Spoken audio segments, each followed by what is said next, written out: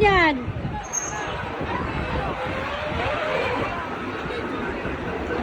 Oh, okay na. Baba na.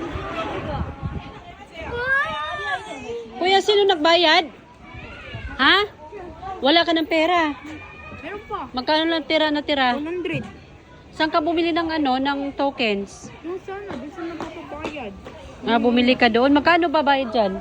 50. Meron pa akong isa, 100 na lang.